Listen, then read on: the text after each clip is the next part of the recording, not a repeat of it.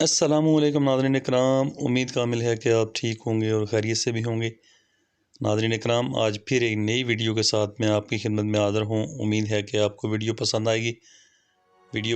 तो वीडियो को लाजमी लाइक कीजिएगा, चैनल को सब्सक्राइब कीजिएगा और वीडियो को दूसरे दोस्तों के साथ भी शेयर कीजिएगा ताकि किसी और का भी फ़ायदा हो।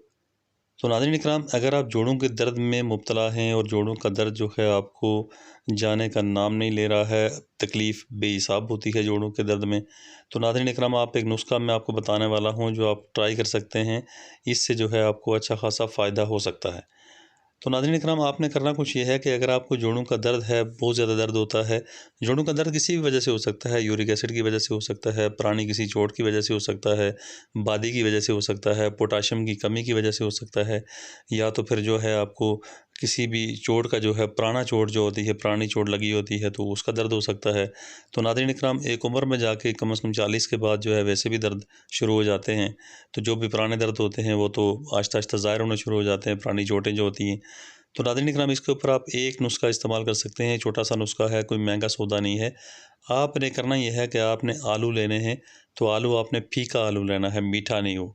तो फीका आलू आपने लेना है, तो आलू जो है लेने के बाद आपने उसको धो धा के साफ़ करके, तो उसके बाद आपने उसको फ़ाइल में लपेटना है, जो सिल्वर फ़ाइल होती है। इसमें लपेट के तो आपने अंगारों के बीच में डाल देना है, या तो तंदूर अगर आपके पास अवेलेबल है, कहीं नज़दीक है, तो उसमें आपने डाल देना है।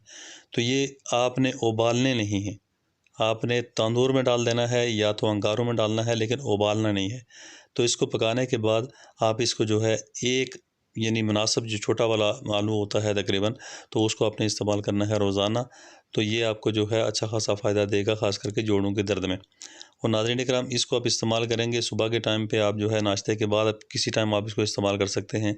रात को जो है 5-6 बजे के बाद इस्तेमाल कर सकते हैं। आपको एक दरमियाने दर्जे का आलू सिर्फ़ आपने इस्तेमाल करना है रोज़ाना।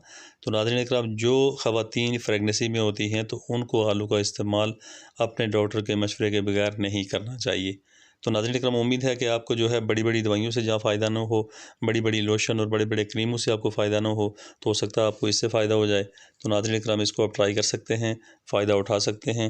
तो उम्मीद है कि नाज़रीन इकराम, आपको वीडियो पसंद आई होगी। वीडियो पसंद आई है तो वीडियो को लाइक लाज़मी कीजिएगा, मेरे चैनल को सब्सक्राइब कीजिएगा और वीडियो को दूसरे दोस्तों के साथ भी शेयर कीजिएगा ताकि किसी और का भी फ़ायदा हो।